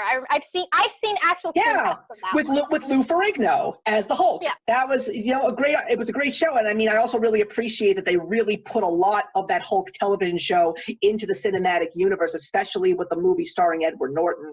But yeah, I mean, don't get me wrong, I'm happy with the fact that DC has made such an impact in live action and stuff because I did have some fun with them. I mean, I even will say that I did enjoy Supergirl at the beginning, and honestly, the reason why I loved it so much was because of Callista Flockhart playing Cat Grant. I just was so angry when she left the show because I just loved what a stone cold bitch she was, and yet she ended up showing a heart later on, and I just loved that about her because she's a great actress. I love her, and just having her in the DC world was great. And I also really liked the fact that I got to see some more heroes. Like I got to see the Martian Manhunter, and I got to see some of the villains like Toyman. Like it was so cool. John on stuff. You just don't get to see John Johns. He's not something that people think about as an important character in DC, and yet if you read the comics, he's in the center of it. Oh yeah, that's again why Bruce Timm was just such a masterful person at what he did, whether it was bringing animation to the TV show or just making all of these made-for-DVD movies. I mean, I'm hoping that there will come a day where I'll have you back on and we'll talk more about some of those animated movies, but that's another topic for another time. But anyway, speaking of movies, now we're going to obviously go into the third aspect, and this is where things really start to get pretty murky, and that is the cinematic universes. And, you know, I know that there are so many people that don't really care much for Zack Snyder. I personally, ever since I saw his film adaptations of 300 and Watchmen, I basically said that he was one of the greatest comic book film directors outside of Robert Rodriguez and Frank Miller for Sin City. That's another film that very few people don't talk much about. That's such a beautifully done film. But the thing that I appreciated about those two films that he directed were the fact that he really tried to create comic book come to life. He really tried to go panel for panel. He is the reason why Gerard Butler is a superstar. He is the reason why there are booktubers now that are reading Watchmen because they've seen the movie. They want to read the graphic novel. But when I heard that he was going to be the person who was going to finally bring back Superman, because I am going to cause so much controversy right now, as much as I appreciate Christopher Reeve for the impact that he has done for Superman, I don't care for the Richard Donner films. And I'm also not a fan at all of Bryan Singer's Superman film. I thought that Superman Reborn, I think that's what it was, or what was it called Returns, again? Yeah, I Superman believe it was, because I was Returns. really looking forward to it, and I really enjoyed that particular film because obviously I am a Clark Kent slore. I love Clark Kent. He is probably my second favorite superhero in DC. So I'll take anything. Look, I'm just glad to know that Brandon Routh has officially found his salvation and he's back in the DC world in so many shapes or forms. It's nice to see him more often. I will still say that one of his greatest performances was Scott Pilgrim versus the World as X number 3. Loved him in that movie. He was so funny. By the way, if you haven't out there seen that movie, you should, because your favorite Marvel superhero Brie Larson is in that movie too, and she's really, really funny. But no, Zack Snyder just gave me these beautiful comic book films come to life.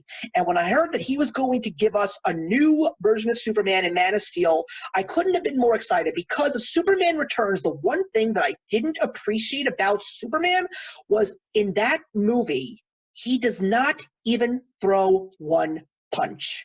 And as someone who loves the Bruce Timm rendition of Superman, Superman fights evil. He doesn't just stand around and let bullets bounce off of his eyeballs. He actually gets into the fights. And when I went to see Man of Steel and I saw that climactic battle between Superman and General Zod with that brilliant Hans Zimmer score, I was like, this is the Superman on the big screen that I have wanted my entire life. That was one of the most beautiful action sequences I ever saw, and the Hans Zimmer score just made it so much more powerful. It was beautiful, absolutely beautiful. I think that I love Man of Steel. Again, I love Clark Kent. He is one of my favorite characters, but I think it's funny because if you think about people's perception of Superman, I think they think he's more of a happy-go-lucky, brighter character. And yes, compared to Batman, he is. But he still has his darkness, and if you read the comics, you're going to know that. And so I think when we had Man of Steel happen, people were, one, expecting a faster-paced movie, and they were expecting one that was not as dark as that one got. A lot of people got hung up on the fact that Clark Kent, or that Clark actually killed Zod, which, yes, in the comics, it's out of character, but it's only out of character because the comics don't want to kill off anyone so that they can bring them back because they make the money. And so I appreciated the fact that we have the film. And he did that. He made that final choice. He's like, this person is literally, I cannot, there's no way for me to lock him up. I gotta eliminate him. You're absolutely right. You're absolutely right. Anyway, I think people went into that expecting Iron Man. They went into that expecting Captain America. And that's not what they, even within the DC world, that's not where Clark fits. He is not the happier, lighter storyline. Is he more hopeful? Yes, but a lot of dark stuff happens in the Superman comics. Exactly, and that's where you really have to understand, and I know you know this, but you got to go all the way back to Action Comics 1 in 1938. I mean, you have to take a look at what Superman was for so many years. I mean, like, look up in the sky, it's a bird, it's a plane, you know, faster than a speeding bullet, truth, justice, and the American way. And then when you get into the years of the Comics Code and the Silver Age of comics, you know, we had a Superman that if he sneezed, he could eradicate an entire solar system. So it was not just the fact that people expected a lighthearted Boy Scout character, if you will. A lot of people also interpreted Superman as the force that could not be stopped. Bruce Timm, on the other hand, gave us a world where Superman could be beaten. You know, Parasite, if he was just able to hold on for 5 more seconds, he could kill him. If Metallo had his chest with the kryptonite rock open for just 2 more seconds, he could kill Superman. Darkseid could kill Superman any day of the week, but instead of killing him, he chooses to manipulate him, which is even more dark and devious. But it also brings out the worst in Superman's nature, which is also why I love Bruce Timm's interpretation.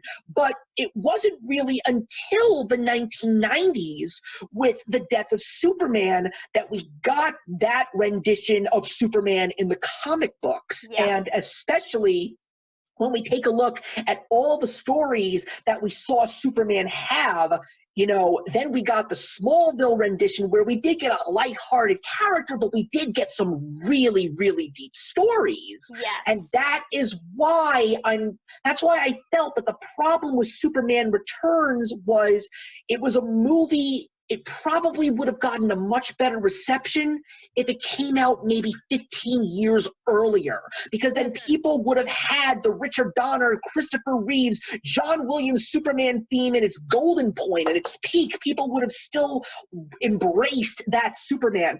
But clearly, when we were now in a world where we had the X-Men and we didn't even have the Marvel Cinematic Universe yet. We just got the Christopher Nolan Batman Begins, I believe. So Superman Returns, for me, he was just out of place. That was my problem. But I think he did need to have some contrast to Batman Begins, because like Clark has never been as dark as Bruce. Bruce goes into some pretty like sad, deep, dark places because he's Bruce. But I do think that like the main thing is that they're trying to be Marvel and DC's not Marvel. You know, DC has the history and the events and the storylines to pull off something like what Marvel just did with these 3 phases. And they didn't plan it out. So they have all these really great movies. They have great writing. They have great casting choices. And they're hitting wrong. I think, you know, as much as controversial as this is going to be, I love Batman versus Superman because at its core, the relationship between Bruce and Clark is exactly how it plays out at the very beginning in the comics.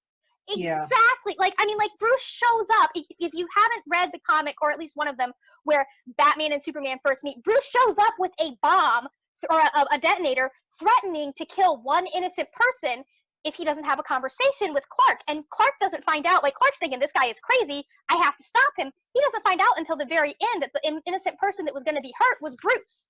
Like, he wasn't putting anyone else in danger. And so the fact that they duked it out, I was just like, this is stupid, but it is so them. Yeah, and I think one of the issues where things really start, you know, I think one of the things that never made me understand the whole thing with Warner Brothers is before they really started to dive into the DC Comics stuff more often outside of the Richard Donner and Tim Burton stuff that had come before, you know, the fact that Christopher Nolan made that one little statement that really pissed off a lot of people, my Batman does not fit in Superman's world. I think that was the first big mistake. Number 2.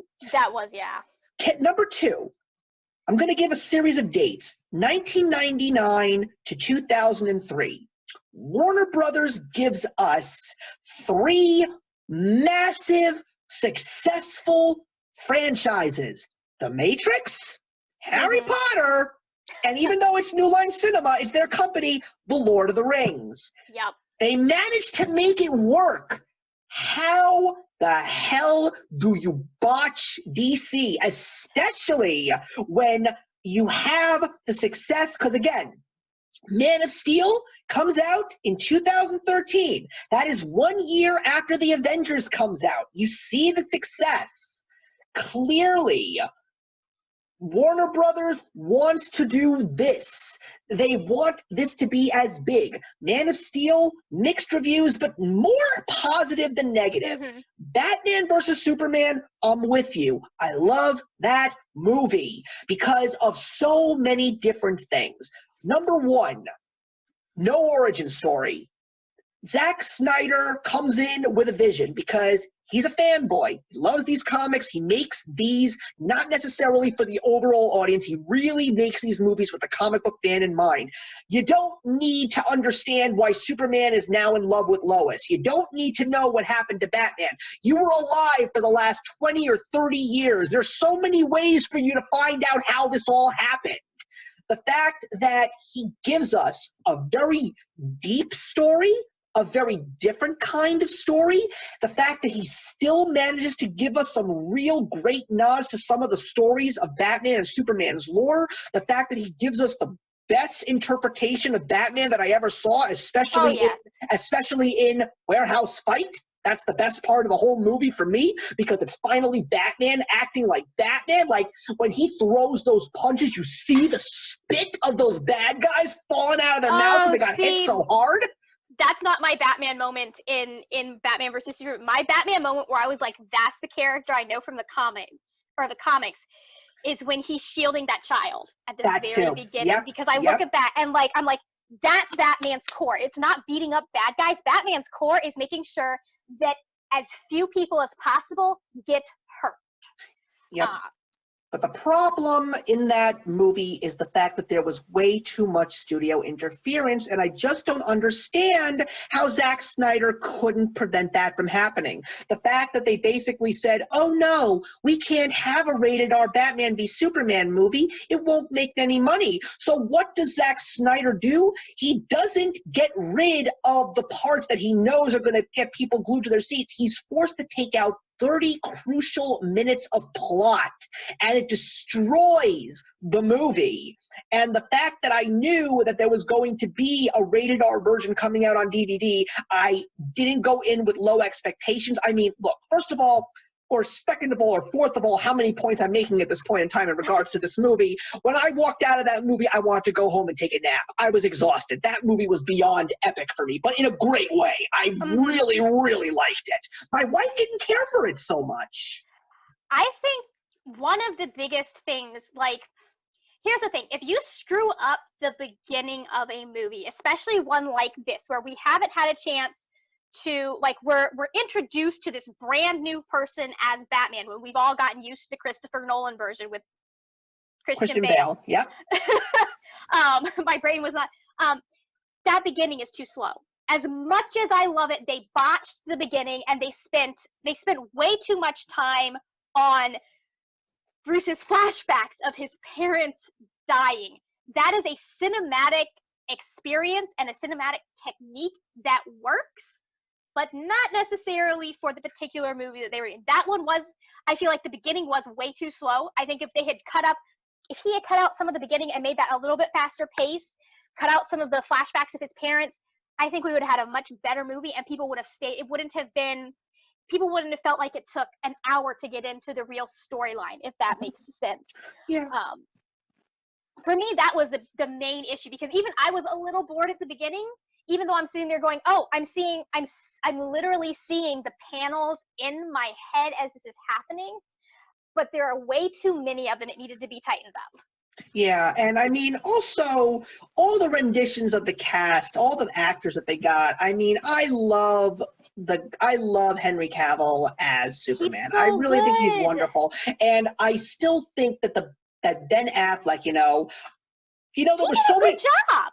There were so Bruce Wayne. There were so many people that really, really were upset that they casted him. But then again, these are probably people that didn't see Gone Baby Gone or The Town or Gone Girl or Argo or all these great movies that Ben Affleck was a part of.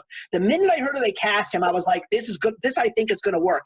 And even though there are so many people that love Christian Bale and there are so many people that love Michael Keaton, the problem with Christian Bale is the fact that he's a good Bruce Wayne, but oh man, that Dak growl, I can't get over that. I hate that Dak growl. I really don't like it.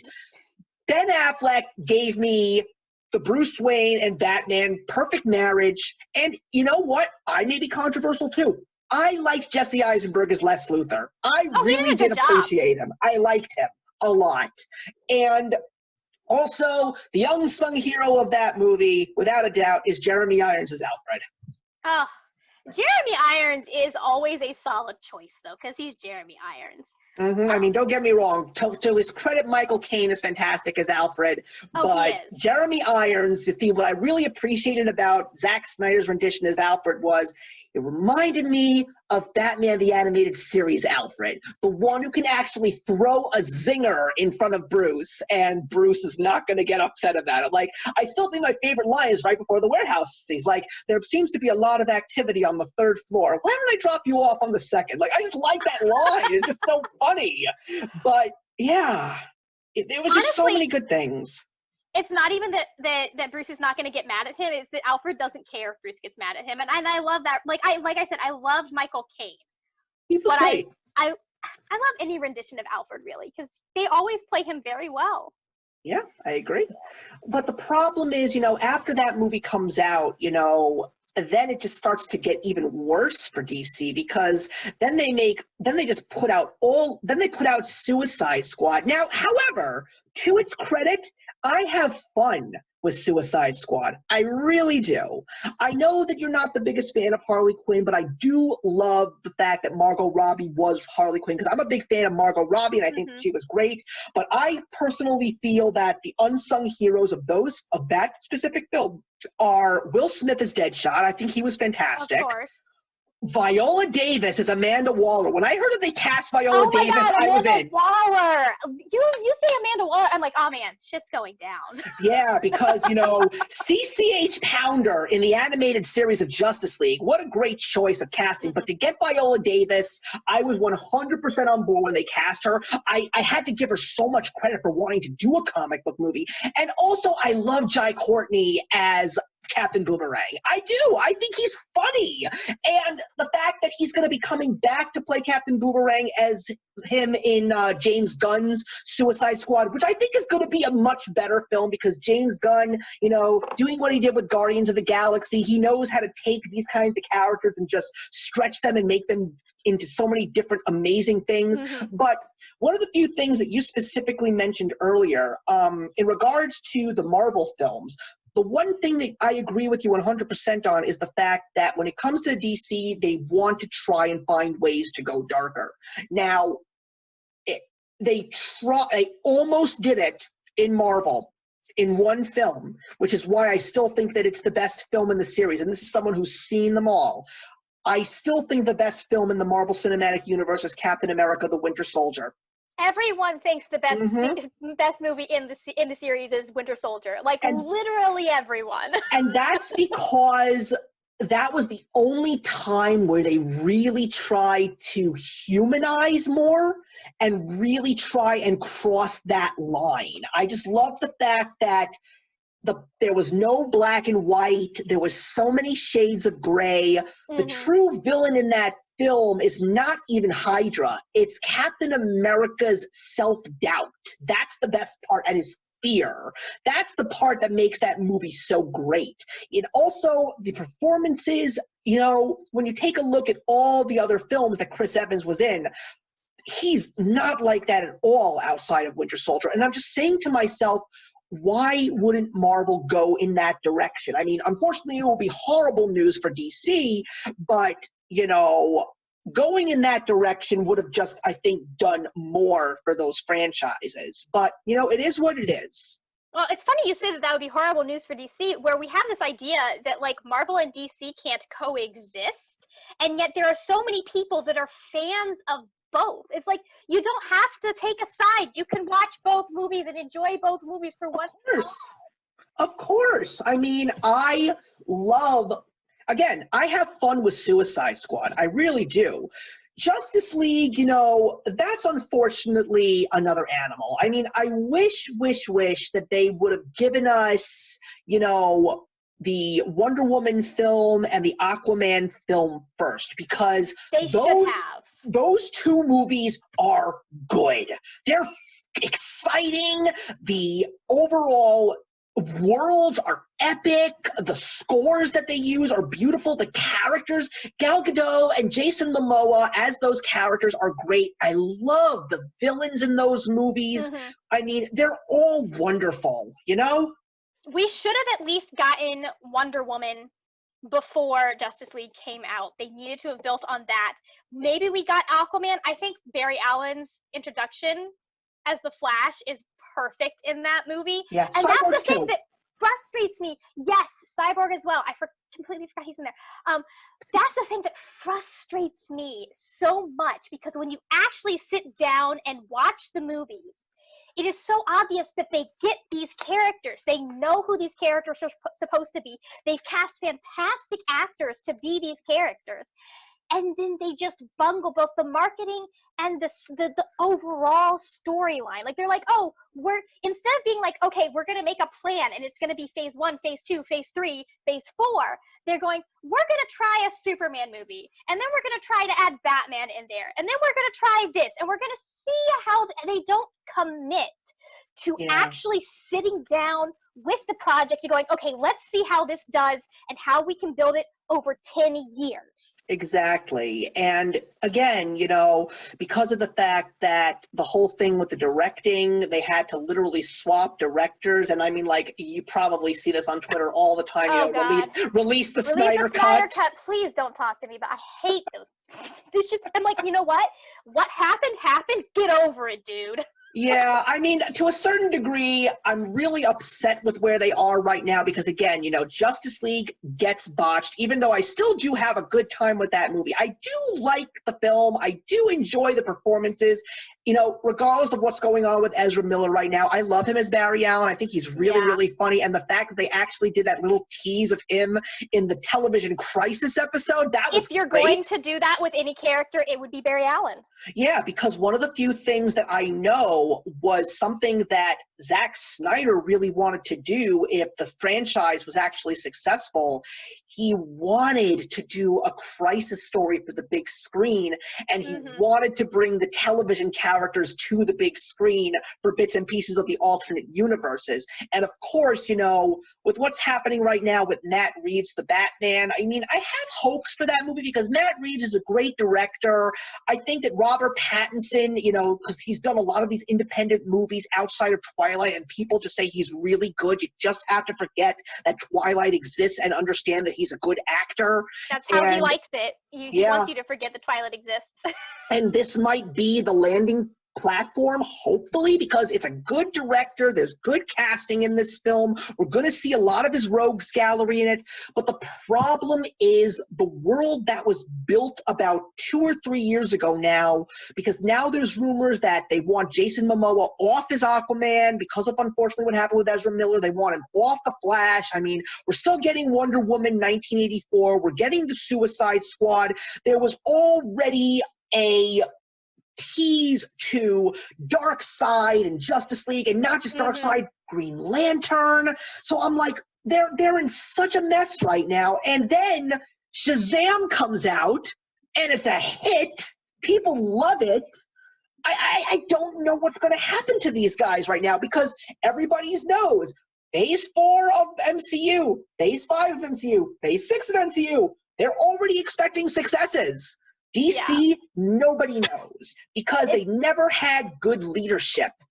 Exactly. And it's unfortunate because they made such beautiful, brilliant casting choices. But I honestly think the only thing, and I hate this because I still want to see these actors playing these characters. But I think what they have to do is they have to start over from the beginning, and they have to go, okay, this time we're going to go at this and we're going to be intentional about it. We're going to build on things. We're going to have links, like you see Captain America's shield in Iron Man 2, and then that links directly to Captain America: The First Avenger. I think that's why Marvel is so successful, because they committed to a plan, and they didn't quit when the first couple of movies came out and people were, they didn't sit there and listen to the critics necessarily. I think at some point you do need to listen to the critics, but I also think you have to be able to be like, okay, but this is what we're going for, and you're way off base. Like, you're looking for this, and that's not what you're going to find here. It's also because of the fact that even at the beginning, Marvel hit a couple of bumps in the road. They had to actually make some casting changes. Clearly, Edward Norton didn't work out, and they had to get Mark Ruffalo. Everybody forgets that Don Cheadle was not Rhodey at the beginning. It was I remember. Howard. I remember. You, Margaret, are one of the few people I know remembers. Yeah, they go through all these casting changes, and it didn't really seem to affect it. Why? Because they stuck to the plan, and they just kept the story moving. I'm going to say something controversial. I am a big fan of recasting characters and acting like nothing else happened when actors want to move on from shows and stuff. I'm just like, you know what? I understand that Dan Stevens is iconic as Matthew Crawley. There are 50,000 blonde actors. You could find one that looks similar to him, slip him in there, voila, just keep going with the storyline. I don't think we should, people are probably going to get mad at me, but like when Carrie Fisher died, as much as I love Carrie Fisher, I was like, I want Leia in this story. I think we need to continue on. As iconic as Carrie Fisher was, you still need to recast. Like, that's my thing. If an actor can no longer play a part or no longer wants to play a part, I don't think we should be as attached to that specific actor playing that part. You just keep going and you don't interrupt the story, and we don't have to see Batman's origin story for the 50,000th time. Like, yeah. I'm a Batman fan and I am tired of it. A perfect example would be what happened with Richard Harris after Chamber of Secrets. We had Michael Gambon get recast as Dumbledore, and quite frankly, based on where the Harry Potter story went and the atmosphere of the movies itself, I don't think Richard Harris would have fit in the rest of those films at all. I really don't. Listen, people can't even tell the difference between Michael Gambon and Ian McKellen. Like, they're not gonna, just recast him. We just need a guy with a long white beard. Go for it. I know that's tragic, and it's sad that he died, and I'm sure he was a professional actor, and maybe he would have done what he needed to be done, but still, I think we need to be, as much as I was just saying I love the casting choices they made, we need to be less attached to specific actors always playing this role and be more open to especially in television, to the idea of actors being able to move on without it affecting the story. Yeah, because I think it's so funny how after the brilliant film that it was, Logan, Hugh Jackman wants to hang it all up, but then when he finds out that Disney acquires the X-Men property, he's like, I might come back as Wolverine and play him again. I would like to see a recasting. I love him as Wolverine, I do. But I would have been open to a recasting for sure. Outside of the MCU, X-Men also brilliantly did a whole thing with the recasting thanks to Days of Future Past, After doing X-Men First Class and then giving us Days of Future Past, where you basically unite the original cast with the new cast and then continue on with the new cast. And between you and me, now that the X-Men are going to be joining the MCU soon, because of the fact that they already have some really good cast members established, I would love to see Sophie Turner return as Jean Grey and Ty Sheridan return as Cyclops. I really like their acting, and I just feel that in the MCU, they could probably do a lot more. But the fact that they're also reaching out to Patrick Stewart to play Professor X again, I don't know if it could work. Don't get me wrong. I am one of Patrick Stewart's biggest fans. I adore him. But it's just going to be so interesting. But I just wish that what Warner Brothers, the problem is the other major issue is not even part of the DC world itself. It's the fact that they were having so many financial troubles that they ended up becoming a larger corporation and being absorbed by AT&T. And AT&T couldn't be more corporate right now because it's basically you got to either make us money or you're gone. That is why I'm so nervous for the comic book industry right now, because AT&T and Disney will flat trash the DC and Marvel publication companies right away if they're not making them any money. And it's sad because there are so many people, because we started talking about comic books on this little collaboration earlier today, and clearly the comic books are great stories. And I still believe that people say, oh, there's 80 years worth of stories, we don't need any more. No, you're wrong. There are so many more young authors and young illustrators out there that can give us so much more. And I don't want the future of comic books to be based on the films. I just don't think that that's the right way to go. I think, so I am of two minds on this because I don't want to see the comics go. There are so many stories that are happening that I'm like, you know what, I would actually like to see the conclusion of this story. But I also think we've got 80 years with Marvel and DC. There are entire publishing houses that have come and gone in half that time. And I think as much as I don't want to see them go and I want to see them continue, I think that also brings up the opportunity for some of these smaller presses to rise up and have stories that they would not have been able to tell because Marvel and DC are taking up the market. But if you create that vacuum, suddenly you have room for all of these new stories. People are going to take risks on these new stories. So I think that, like, I think there's a world where both can coexist. But yeah, I have been worried in this recent shutdown. I'm like, are we going to have DC Comics when this is over? Yeah, the thing that really upsets me is there are so many people that are saying that the comics might go entirely digital. And quite frankly, I'm not on board with that at all. I need the print. I need the physical. You know what? Even those people who are going into the audiobooks and going into the Kindles and the Nooks, people still go back to the physical book. People like the smell of the page, actually having to hold something. You're talking to somebody who collects DVDs, collects CDs. Mm-hmm. Next week, I'm going to be on someone else's channel doing a whole physical versus digital media show, which is something that I've been wanting to discuss with people for so long.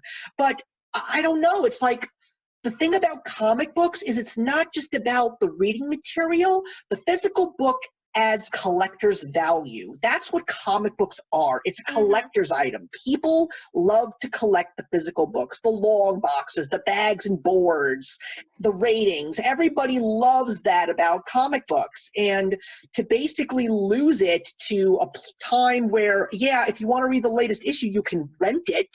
I'm like, no, thank you. The other problem is, because of the fact that we have unfortunately been in this shutdown for a while, a lot of people say that in psychological terms, it takes 2 weeks for someone to kick a habit.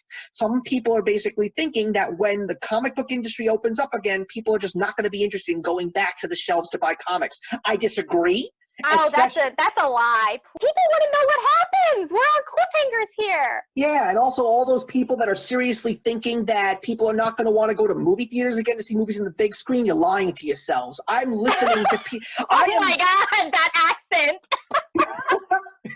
Sorry, that was your New York came out. Yeah, unfortunately, I get that from my mother. She's a native of Brooklyn, so sometimes I heard the Brooklyn there. Here's my thing is, I'm at the opposite end of the spectrum when it comes to collecting. I don't care. I like being up to date on stuff, but I really don't care about the collector's value of the comics, because if I get it and it's something I want, I'm never going to sell it again because I want it for the story. Yeah. I do want things to still come out in graphic novels at some point. But I personally wouldn't mind a switch to digital myself for the individual issues, because I'm someone who doesn't like having a lot of individual issues on my shelves because they take up space, and it's so much easier to have the whole story in the graphic novel. I think we've had this discussion before. Yes, I'm an outlier in the comics world. Yeah. Well, there's also the possibility of print on demand. That's the other thing that might actually be happening, because apparently that's so expensive. Yeah, because that's basically, there is a couple of companies, even when it comes to actual books, they're doing that now. Like if someone actually reads an ebook, or if someone actually reads a digital comic, you can like basically say, I'd like to get a physical copy, please make it. But you're absolutely right, it's more expensive. But yeah, it's a really scary time right now for entertainment as a whole. And I'm really hoping that when we come out of this, all I'm hoping for is that, especially when it comes to the entertainment industry, be it books, be it movies, I'm just hoping that all of these creators that have been unable to work for the last couple of weeks, almost a month and a half now, that they go into their meeting rooms and they basically say, we want to come back and we want to come back big, we've got to make a couple of very important decisions right now in regards to what we bring to the fans, and more importantly, how we bring it to the fans. Because if people go out there and start making these movies that people don't want to see, it's not going to pick them up. I mean, when I heard that AMC theaters might be filing for bankruptcy, my heart sank. I'm like, no, the movie theater, this is not good. But that's why people are saying, and by people, I mean the fans, they've got to give us good movies. Stop focusing on the politics and start focusing on the stories again. Focus on the characters. You do that, everything will go back to normal to a certain degree. And I'm telling you. And you have to read the audience, because the stories and the films, and I think that you find this in every industry, is the industries themselves are very slow to keep up with what the consumers want and what the consumers are actually invested in. You have to go ahead and, like, what do they want to watch? What is doing well? You can't sit there and go, okay, well, this is what was doing well 10 years ago. Let's stick with that same model. You have to sit and go, okay, this is what is doing well with fans now. Right. Well, I'll tell you one thing that's not necessarily working for fans. It's definitely not more Disney animated movies becoming live remakes again. That's definitely not going to work. I appreciate that, because some of my favorite movies I've gotten to see again and share with my niece. But I do know that that is entirely a cash grab. That is entirely them. They're doing that because these movies are having their copyright. They're coming to where they would be in the public domain. And so if they do these live action movies, then they're not going, like, it keeps them out of the public domain somehow. I didn't even know that. That's why we had the disaster that was The Lion King, that I haven't even seen, where they had a fantastic cast, and then what was the animation? Yeah, that's what a lot of people are saying. They basically said, if you really want to go see the new Lion King, just go find the 1994 film and watch it again, because you really didn't get many differences to it. But just buy the soundtrack, and then you can listen to Beyonce sing, and you don't need to watch the movie. Yeah, well, I think that this is definitely a good place to wrap it up, but I think everything that we've covered, even though right now the DC world is having a couple of pitfalls in regards to the movie making, I still feel that there is a whole different world out there that people really need to explore, because it's amazing when we take a look at the 80 years of DC storytelling, what its high points were and what it's still trying to develop. There's definitely a lot of good stuff out there, everybody. Yeah. So what you guys need to do is, there's no reason to not watch the movies, or watch the movies and have your opinions, but understand this, everybody. DC has given us some of the most iconic characters and some of the greatest stories ever told. They pushed barriers. They really did some incredible things. And now, in this world that we're living in, where comic books are in such dire straits, try and get your hands on some graphic novels, some trade paperbacks that encompass some of these excellent stories, be it DC or Marvel, and you'll definitely see a little bit more about what Margaret and I have been talking about for the last hour and 45 minutes. And also, don't lose hope. I would say I want to mention that we didn't get there, but, like, industries change. Sometimes they get better, sometimes they kind of fizzle off, but storytelling doesn't stop. Like, it might change, and we've had a reckoning coming with physical versus digital media for a very long time. We've been seeing it play out over the last 20 years. But the stories that people are always going to be telling stories. We're always going to be able to have access to great storytelling. And I think we're going to see a huge shift. We're going to see things change a little bit. But I don't think that it's going to be something that is completely unrecognizable when we get to the other side of this, if that makes sense. Right.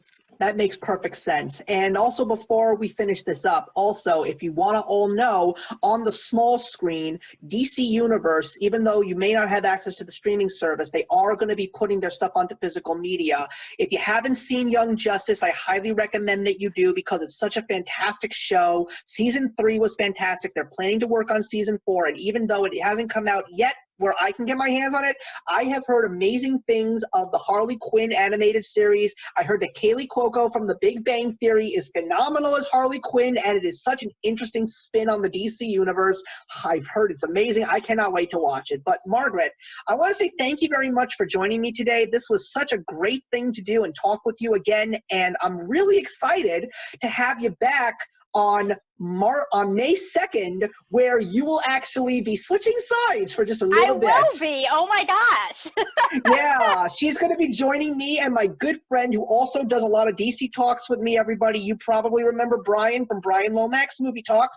Margaret actually was kind enough to take his place for one of my DC animated live shows, and I'm glad to know that the two of them will be uniting on a collab together where we will be taking a look at a Marvel film and a DC film that, believe it or not, are a little bit similar in regards to their storytelling. It's Black Panther versus Aquaman, everybody, and I'm really excited to do this live show with both of these two wonderful people on May 2nd. But if you haven't checked out Margaret, I highly recommend that you do. You can find her at the YouTube channel, The Word Nerd. That is The Word Nerd with a 3 in the word nerd instead of an E.